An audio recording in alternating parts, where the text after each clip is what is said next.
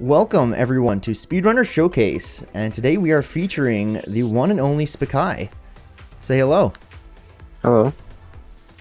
Welcome so much onto the show. I've been excited to have you here, and you pulled off a very significant new run in Marble It Up recently. Oh yeah, it's still there's still a lot of room for improvement. I mean, there's 5 mistakes or something in this one, I think. Oh yeah, I'm sure we'll see them all. But even so, it's really significant because, of course, not only is it a PB, but this is a new world record. And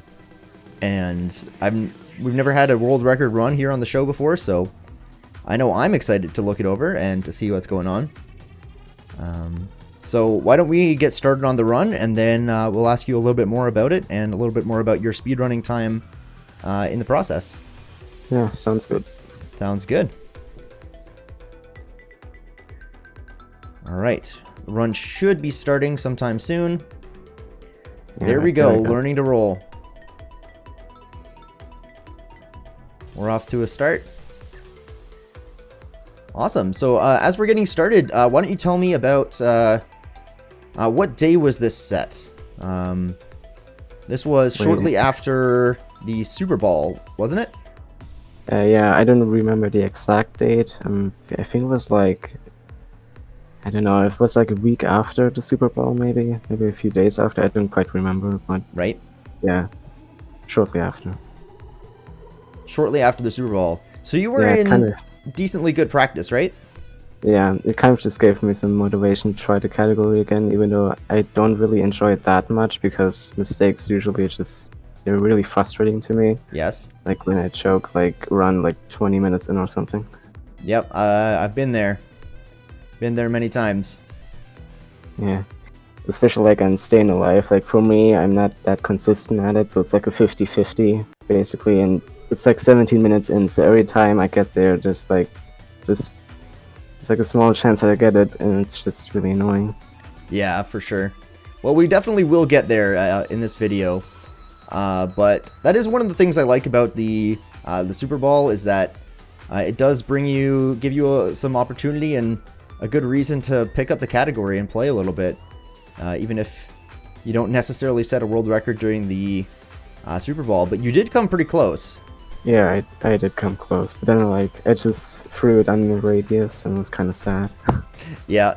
You came 8 seconds off during a race, and the big race no less. So that was pretty crazy. But yeah, I did get quite lucky because I got the Pit of Despair skip and Stain skip on the first try. Right.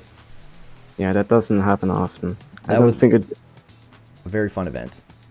Yeah, sorry. But yeah, I don't think that happened once during this grind. So that's just how rare it is. Yeah, that's just how difficult it is. Crazy. Well, yeah, you put in a good grind there. You were practicing before the Super Bowl. You were grinding after the Super Bowl. About how many attempts do you think you put in over the last month before this world record run? I'm not really sure. I have my live split attempt counter, and it says 23 there, but it was quite a few more because I did a few runs without setting it up, and right. I think it's around 40 attempts, maybe 50. I don't know. Around 40 attempts. Yeah. Wow. And did most of those attempts get as far as staying alive for the most part? Yeah, a lot of them are just resets in the first chapter because it's really inconsistent to get a good start with how to do that. But most of my runs that get out of chapter 1 and 2 would get to chapter 5 to Staying Alive, and then it's just half of them would survive that chapter. Yeah, it's a risky strat, that's for sure, with a lot of time to be saved and lost.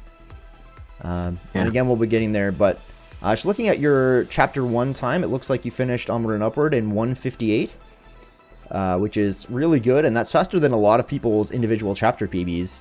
So good to see that coming out of you for this run. It's just it doesn't happen often. Sub 2 chapter 1s, I can get them fairly consistently, but then still it's just hard to do, especially seeing a 1:58. It's really good. Yeah, for sure. 1:58 is a clean time for sure. And for the most part, this is going to be one of the cleanest speedruns we've ever seen of this game. I'm not going to say the cleanest, because you did complete the first ever deathless speedrun of this game something close to about 8 or 9 months ago. Yeah. This is still faster because of a few additional strategies that you incorporated, but this one may not be deathless, but it is still faster than your deathless run, that's an accomplishment on its own. Yeah, like, it's just, I wasn't really nervous during this run, but like during my deathless run, there was really nerve-wracking, especially during Stratosphere. It just felt like kind of endgame stylish, because like, it just felt like this perfect run and I had to finish it off. Right. Well, I'm glad that you were able to finish this run with a PB, and a big PB at that point as well. Why don't you tell us a little bit about your speedrunning history, or other games that you've played competitively or to a kind of a speedrunning capacity or anything like that? I actually haven't played many games like competitively. I just really the only kind of speedrunning I've ever done was on Marble Blast Ultra, but like it wasn't really like I didn't really focus on it that much. I was more kind of a multiplayer guy, and I don't know. I just seeing how this game only has single player at the moment. I just kind of thought like, yeah, there was nothing else to do other than just improve your own times, and it was kind of fun because I like the movement in this game. Yeah, no, I agree. I like the movement in this game as well. As somebody who came from Marble Blast Ultra multiplayer, that's pretty much where I came from as well, into this community and into this game. So, I did actually see a screenshot today of you in a multiplayer match of Marble Blast Ultra, so that was kind of cool. With Marble and Woody, I guess? Yeah, with those ones. That was a few years ago. That was really fun. Was a few years ago. Although, I guess... I don't know if you were playing the game necessarily when it was actually live on Xbox originally, or on PC with Marble Blast Online. Were you? Were you around at that time? You picked it up more recently. Yeah, I didn't really look into Marble Blast Online. I think I started playing MBU in like 2010. I think it was. Okay. Yeah. So that was around the same time, just before Marble Blast Online went offline, sadly. Yeah, right. And like later the game got delisted and stuff like that, which is unfortunate, but oh well. Yeah. I still have a copy of it. There's like one person I know who still plays the game, and we still do games sometimes, which is quite fun. Nice. Very nice. Yeah. So we just saw our first death, and it lost you about 9 seconds on elevator action, which isn't really all that much time considering how much time you could lose if you were to die in some other places. Like in Olympus, yeah. Yep. So you're still off to a pretty good pace. I mean a great pace. Yeah, like while I was doing these ones, I just kind of wanted to finish some runs and not like reset all the time, so I wasn't really bothered there. Yeah, resetting over 9 seconds this early into the run is not something you need to be doing at this point, fortunately. Maybe later if you get a really clean deathless run, but I don't know. I think that would be difficult to do. And here, you actually went for a possible edge hit skip here on River Vantage. Yeah, I tried. That's so crazy. I did land it once before, but yeah, it's just really luck-based. Just like it feels like a near frame perfect input you have to do. It's really precise. I think it's more precise than a frame perfect input. I really think you need to have the exact speed and a frame perfect input, which is right angle and all of that. Yeah, the right speed, the right angle, and a frame perfect input in order to get the jump. So even going for that is insane. It doesn't cost you any time, obviously, to do it. But very, very cool. The only thing it potentially costs you is the option to do the buffer jump strategy there. But that's kind of a newer strategy anyways, and it's also kind of frame perfect. Yeah, I haven't learned that yet, so yeah. And, the strategy you were doing is faster than that, so just more difficult. Yeah. All right. So we should be coming out of Chapter 3 pretty soon. And, again, any run where you're not 30 seconds to a minute behind is world record pace for you, I believe, at this point in the run. Yeah. Just because of the strategies that we know you're going to be using later on. Yeah, like contraption, for example. I know Katz's didn't use the contraption skip in his run, so that's like a 15-second time save right there. Right? Except that I do miss it later in the run, spoiler alert, but oh well. That's true, but you don't know that at this point. Yeah. You just know that the time save is available. Yeah, that's like it's like one of the reasons I didn't really reset early in elevator action, because I knew there's like a really good chance still. It's like, right. I can count, I don't really have to count on like a flawless chapters 1 to 3. It's really not necessary. So this Cogger skip is really good. I'm interested, how consistent are you at that skip? How many times out of 100 would you be likely to land it? Well, I can't really say an exact number, but I'm like fairly consistent. It's not that bad compared to other skips anyways. Like, I think it's the easiest major skip in Chapter 3 out of the 4 that I do. Okay. Being the River Vantage skip, the Elevator Action skip, Sugar Rush, I guess you would include in that. No, I actually I meant Elevator Action, Speedball, Off Kilter, and Cog Valley. Those are the 4. Got it. I guess you could River Vantage, but yeah, I mean, I missed it, so... That's yeah, fair. it's kind of... I like this route on Braid. I'm seeing a number of runners using this now with the rock bounce. Yeah, it's just kind of...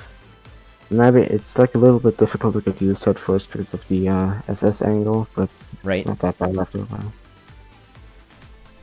Yeah, I'd like to be learning that one myself at some point soon. Yeah, it's definitely worth it in my opinion. So we've talked about how this is a world record run, but I haven't mentioned yet how much time it's going to be, but I guess it's going to be in the video title. So this is going to end up being a 33:02, isn't that right? Yeah. That is shockingly close to a sub 33 run, and I'm interested to hear if that's something you're interested in going for sometime soon or in the future. Well, yeah, I still need to find motivation to run the game again. It's like I've been on a bit of a Celeste grind recently. Oh yeah. Get motivation for that game. But playing a lot of Celeste. Yeah. Is that a game you're interested in speedrunning, or mostly just playing casually? Mostly just playing casually, but not really casually. I mean, I am still going for deathless runs on there, but which is crazy. I saw your farewell deathless, golden strawberry run, and I mean that was some of the first Celeste that I've ever seen, and I could tell, even without knowing necessarily all the mechanics that you were pulling off, that there was a ton of precision involved and a ton of consistency required to be able to do that.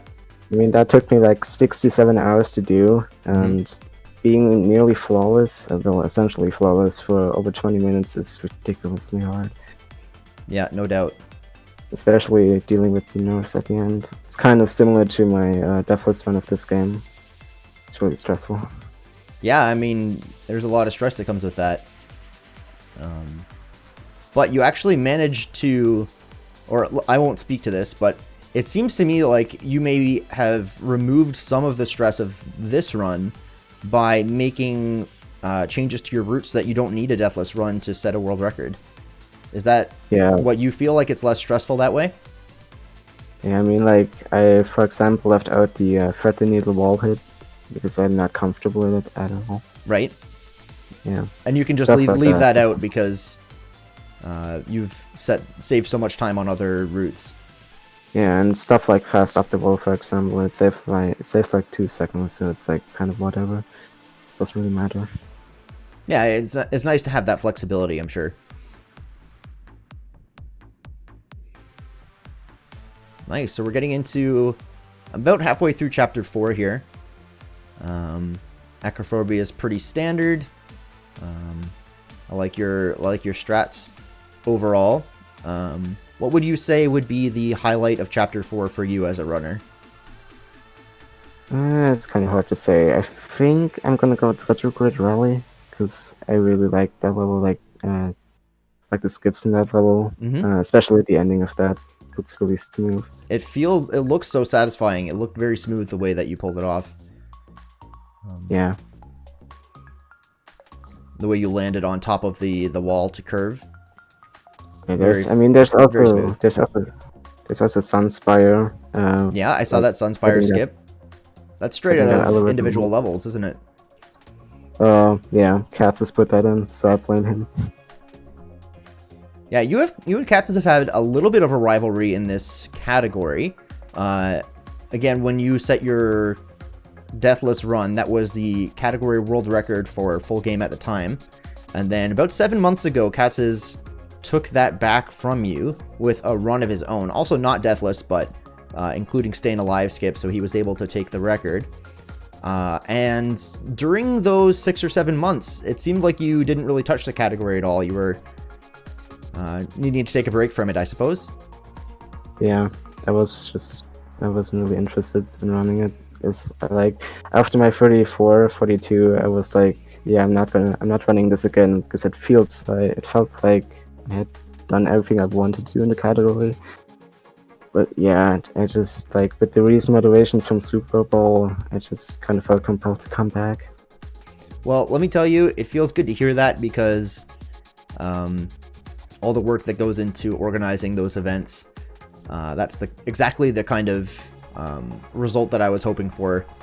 Not just to get new runners into the category, but to see runners like you and even myself being able to set in new PBs as we kind of had the motivation to practice and put in the time for the race. Yeah, for sure. Let me see this finish you do. That's so cool. I love that finish on Newton's Cradle. I've tried it a few times. I could probably learn it, but it takes a little bit of graceful movement to do that smoothly and do it right. And a little bit of controller turning, I think, right? Yeah, it's a bit risky, but I just controller turn on the cradle, like right up until the end of it, just jump off. Controller turning, just in case anybody doesn't know, is a technique where you can use analog sticks to turn at a certain angle on the control stick while turning the camera as well. And you can get a little bit of better grip and a little bit of acceleration on your turns. And it makes a few things a little bit easier and also makes the next level coming up a little bit more possible for controller players. And so here it is. Why don't you tell us about Staying Alive Skip? This skip is bad. This skip is bad. That's all you need to know. You can see there, right over next to my head, on the splits. This is one of the few levels that doesn't have the level name on the split. It just says reset. Yeah, it's there for a reason. It's there for a reason. You lose a lot of runs here.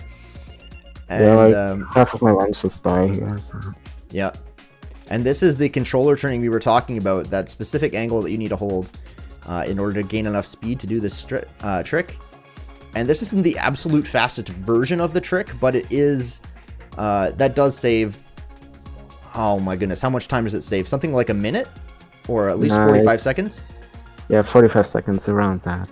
45 seconds just to be able to do that skip, and obviously you're supposed to ride the platform all the way around.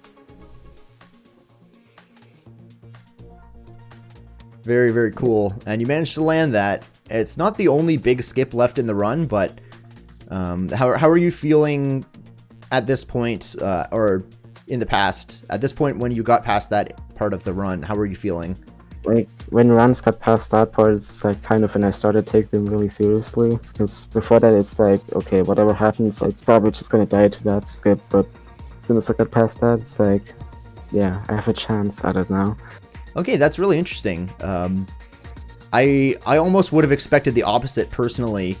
I know for me, when there's a big skip, usually I'm really stressed before the skip, and then I maybe feel relieved and like I can take it a little bit easy afterwards. But for you, you were taking easy before the skip and only starting to get really focused and put a lot of effort into it after you made the staying alive skip. Yeah. Very, very interesting how those two different mindsets can come into play. And I'll overshoot this. I hope Katz isn't doing this, because the skip is impossible and this is proof. Nice. So Katz's didn't do this skip in his previous record run, right? No, in his current PB, so I'm not sure. I guess you do lose a little bit of time getting it second try, but you don't lose as much time as you could have gained. I guess. Yeah, I'm not really sure how much time I actually saved over Katz's on that level, but... It looks like you lost 3 seconds compared to not doing the skip. Based on your splits. I don't really remember what the average time for contraption was before that skip was introduced, so yeah, I'd have to check. Well, it looks like it took you 25 seconds to do the whole thing, and that seems pretty close to what just playing through the level would take, based on all the waiting you have to do with the cycles. But you're 17 seconds ahead of your PB, which was 8 seconds behind the world record at the time of this recording. So you're off to a good pace for sure. Yeah, and I knew that there was just going to be more time to save later in the run. And actually, this is a different 3353 because I got another one of those, but it was like a tenth of a second faster or something than the one I got in the Super Bowl. So that's something that happened. So you're not even racing against your Super Bowl splits. You're racing against another 3353. Yeah. Your consistency is nuts. That's crazy. I mean, like when it came to taking this record, I think I had like some of the worst luck ever in this game because just got like so many close runs and I kept choking them at the very end. And I mean, dare I say this, I did get 2 of them that even beat the record, but then I either didn't have them recorded because I wasn't expecting anything and I was just doing random practice runs, and the other time my recording software failed me, so that's fun. Right. Oh, well, that's crazy. But thankfully, you don't want to lose those recordings, that's for sure, especially when you're playing offline. Yeah, but thankfully this run beats those other 2 times that also beat the record. Right. I do wonder though. Obviously, you do your runs offline. You don't stream them. Do you think that gives you an advantage over runners who stream their attempts, or do you just think it makes it easier for yourself? I think it makes it easier for myself because it just feels less stressful in general. Like if I'm streaming something, I don't know, it's just even more nerve-wracking. Right. Oh man, that warp core finish made me a little bit nervous the first time I watched this, and I knew it was coming this time, but you just barely clipped the hitbox there. And it's a bit risky. Here on Pit of Despair, you're going for the skip that you landed in the race, and it doesn't cost you any time because you didn't die, but could have saved you another further, 20 seconds or so? Yeah. I mean, thankfully, it's not as bad as Staying Alive, not by a long shot, but... You think it's easier to do? Or just less punishing? No. I think it's the hardest skip in the entire game, but it's like... Yeah, at least you don't, like, die when you miss it, which is a major upside to it. Okay. Now, you say hardest skip in the entire game, but you mean the hardest skip that's ever been done in a full game run. Oh, yeah. That's... yeah. Because there are definitely harder skips in the game. But even so, yes, that is certainly very, very difficult. Yeah, and you didn't risk a big time loss by going for it at that time because you know, even though you didn't get the skip, you didn't lose any time for it. So that's a bonus, I suppose. It is indeed. Worth going for then, if for tricks that don't have much time loss or any time loss if you miss them. Going through Danger Zone, you finished Chapter 5 in 22 minutes and 57 seconds. Would you say that is close to, or is that your fastest time ever to finish Chapter 5? I don't really remember. I didn't really look at my chapter splits all that much. It's just all I really care about is the end time. Yeah, I guess just the differential there. I am interested though. Maybe I'll go back and watch your run from the Super Ball, because I do know you were on a very great pace after Chapter 5 then. Yeah. After the Super Ball. I think it was around the same time. I'm not sure. Around the same time. Were you deathless in the Super Ball up to Chapter 5? No, I No, you weren't. died Okay. on and Speedball. Right. Okay, I remember those now. Because I did watch that run on stream, but I just had to watch that run. I was racing at the time, so I wasn't able to watch it live, but it was very, very fun to watch.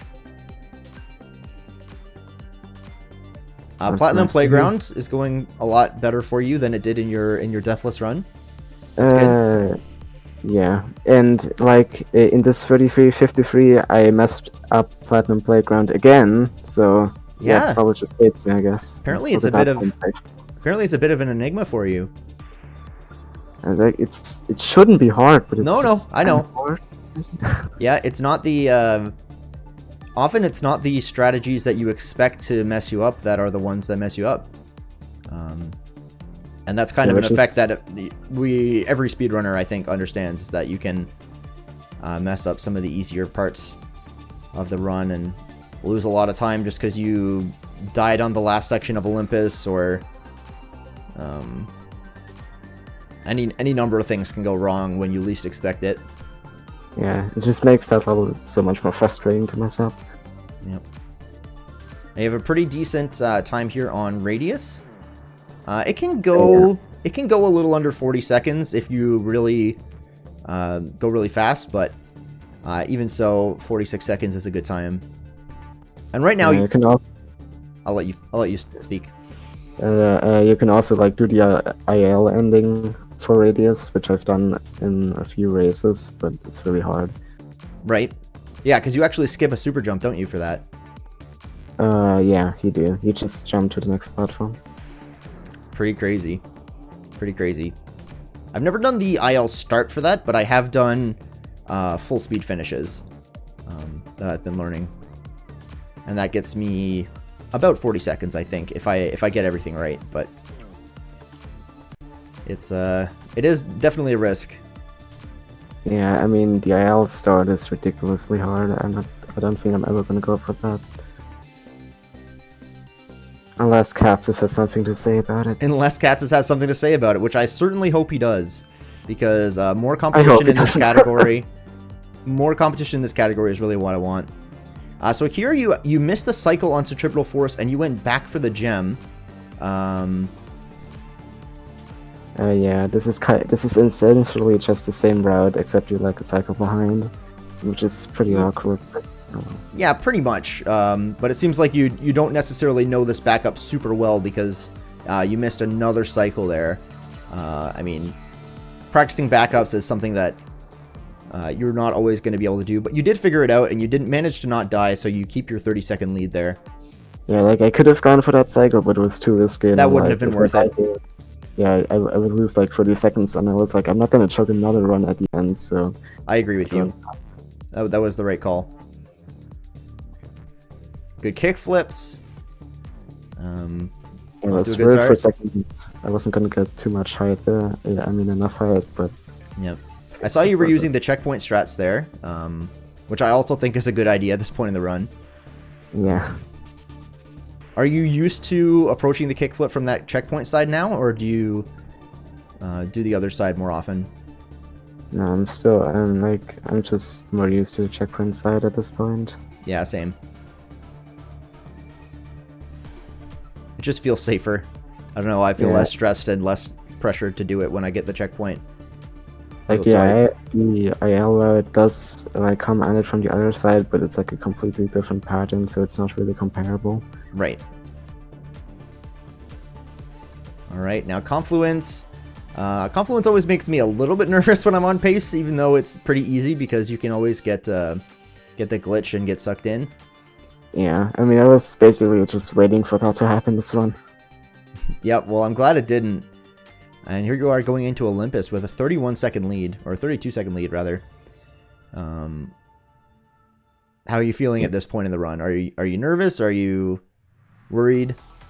I'm not really nervous. I mean, I've already done a bunch of mistakes early in the run, so it's kind of like, yeah, it's an okay run. It's not like the best thing in the world. Okay. Hold up there. You're 23 seconds ahead of the world record here right now. It's an okay run. You don't really care if you're PBs or not. It's just yada yada. No, I appreciate that perspective though. Thanks for telling the truth, even though you're hurting all of us. Oh man, this is a great pace. You're still under 30 minutes. That's quite amazing to me. Just want you to know that. Yeah, well, thank you. Like, at this point, I just want to finish it off. Like, I just really want to finish, yeah. How much do you practice Olympus, by the way? That definitely interests me. I don't practice it much, but I definitely should. Right. Yeah. I think the person right now who's doing best Olympus in RTA is Hatchet, because he's been doing Chapter 6 runs and learning IL strats for Olympus to be done consistently in full game and chapter runs. So maybe there's something to be learned from that. But yeah, I don't practice Olympus either, except during runs. Yeah, learning IL Olympus just seems like a chore. Seems Yeah. really annoying. It would take some time for sure. But also save a decent amount of time, even compared to a clean run without knowing those strats. It's probably worth it, and I hate that that's how it is. Yeah, for sure. I'm the same way. I almost wish that it wasn't worth it, or that there wasn't enough of a difference to be made, but I mean, the more optimized the run gets, the more these things become worth it, right? I mean, you get a 2:10 here, and you could potentially save 5 or 6 seconds with the more optimal strats that you could potentially learn, but 5 or 6 second time save, how many hours of practice is that worth anyways? I guess it depends on how optimized the run is. And it's getting there. It's getting pretty optimized. But you did set a gold split with that 2:10, so it was obviously a great Olympus for you. Like, 2:10 is just really solid for me. I'm not asking for anything else. Yeah, I would be very, very happy with a 2:10, and I think almost any runner would be. It's funny, I think Olympus is the only level in the game where I actually care about and pay attention to the in-game timer. Yeah, I mean, there are no time travels, so... Yep. And it's a long one. You can gain and lose a lot of time on that one. Yeah. It's kind of like the most important individual level, to some extent. Yep. And so here's Stratosphere, the final level in the game. I believe you did the first loop skip, even though that wasn't required for world record. Yeah, I just kind of wanted to see if sub 33 was possible, but just... Not quite at this pace. Almost. Yeah. Almost, but not quite. I even do the last loop skip, but it's not enough. It just isn't. Yep. And I can't fault you for going for it, hoping for that sub 33. But man, I would definitely be nervous risking a world record potentially on loop skips. Not that these loop skips are super difficult, but I definitely feel a lot of pressure to not go for them when I'm on pace because I don't want to lose my run. Yeah, well, I did say I just wanted to finish the run. Like, when I saw it was so close to sub 33, I just gave it a try, even if it didn't work. And it was super, super close. I mean, that's 2.5 seconds away from getting that minute sub, which could be the last minute sub we see for a long time. If you or Katz's or potentially some other runner were to take it below 33 minutes, it could be years before we see anything below that. I mean, sub 42 is very much doable, but doable, yes. Extremely hard. Extremely hard, that's right. Yeah. So let's have a quick look at the leaderboards now that we're here. Yeah. Just give me a moment for a second here.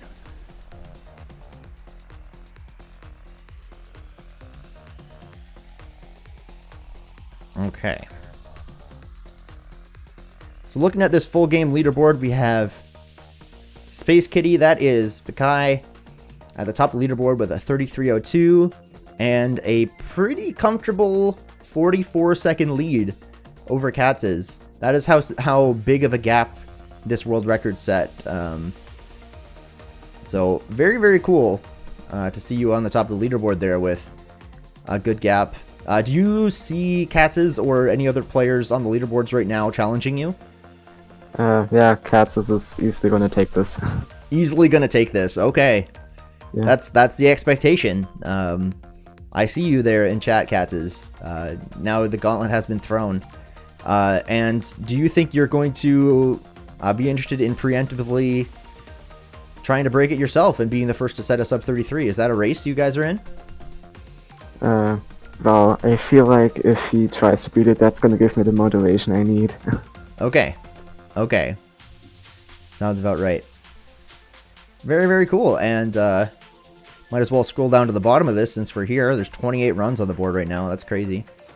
Any other thoughts that you have for anybody who may be watching about speedrunning Marble It Up in general, or about this run? Not really. I mean, if anything, I know Hatchet is pretty close to doing a sub 35 run, which is really impressive. Right? Hatchet's on the way up. So he's like kind of crossing that major time gap between second and fourth right now. I'm looking to see that. I'm looking forward to seeing that. Yeah. That should be really great. And obviously there's other runners here on the board who are moving up as well. But I want to thank you for joining me on Speedrunner Showcase, and I want to thank everyone who came to watch. A lot of fun to see this run, a lot of fun to chat with you, and to hear your thoughts on the run, so greatly appreciate that. Yeah, thank you. Thank you. Have yourself a wonderful day, and appreciate having you again on Speedrunner Showcase. Alright, see ya. See you guys. Goodbye.